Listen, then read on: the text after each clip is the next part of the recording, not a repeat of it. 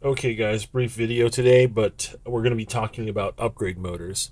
Before I get into that, right now you can win an ER25 from Echo One. That's a cool full metal DMR type rifle that we will be giving away at the end of December.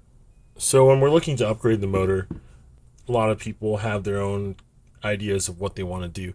And that's probably the most important thing to think about before you purchase a motor is ask yourself, what is your gun doing? What do you want it to do? Do you want it to fire faster? Do you need it to run some heavier upgrades? That'll probably tell you better what motor you're going to need. So motors will have usually an RPM rating, and we'll use the example of these ASG Infinity motors here. You'll see the ratings go as low as 18,000, not pictured today, all the way up to 45,000. The higher number being faster, the lower number being a slower revolution. Now, there's a trade-off there in that the higher number, the faster motors, they are going to not have the same torque capacity as the slower turning motors. And that's important when you're pushing heavy spring upgrades or trying to do certain things with the gun that aren't related to high rate of fire. Depending on the gun that you are starting out with, you might have a pretty decent motor already. So it's best to talk to someone about the performance of the gun before you start buying the motor. That way you don't end up getting something that doesn't do anything for you. For my example today, I will use this ASG M15 Sportline and then the ASG Scorpion Evo. So the M15 represents entry-level type gun, and it usually just comes with an okay motor that'll shoot about 15 to 17 rounds per second using its stock spring. Decent performance, not really mind-blowing as far as the rounds per second go. Now, if you're a customer who wants higher rate of fire, I would recommend one of the faster motors, of course.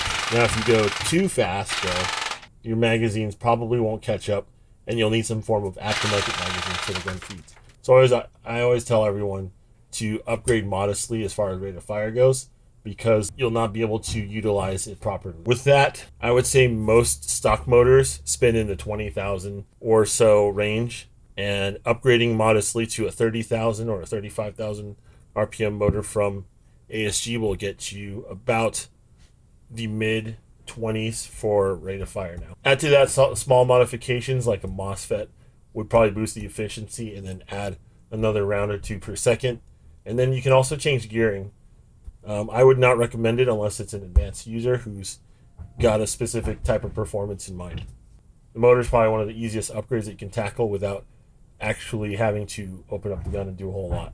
Now, if you're trying to go for a higher FPS setup, let's say you're trying to build a DMR, a stock gun like this can pull off those kind of velocity numbers with the spring. The rate of fire will suffer quite a bit though, so usually you want to offset that with a torquey motor. You can still use the 30, and that would be a good start, and you can work your way down. If you can work your way down too much though, the rate of fire will be really, really slow, and it'll have no trouble pulling the spring, but it might be unacceptable in terms of rate of fire. Oh, another thing to note is there's more than one type of magnet used in the motor. You'll see these are kind of stuck together.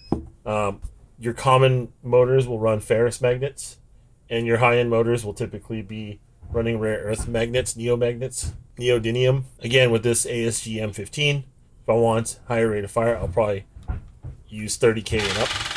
If I want just snappier, torquier response, I will go 30 or below, but not too low.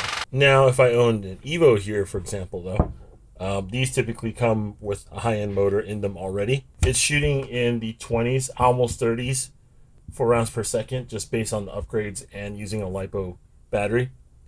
Now, if I'm trying to get it faster, sure, I can just go up from there. I don't see a point in going down from this one. So beyond the motor, you can do things like change the gearing. The gearing would definitely augment your torque performance and how it pulls the spring, as well as the rate of fire. Those are another advanced topic, but just to get you started in the right direction, I think the motor is probably the easiest thing to look into.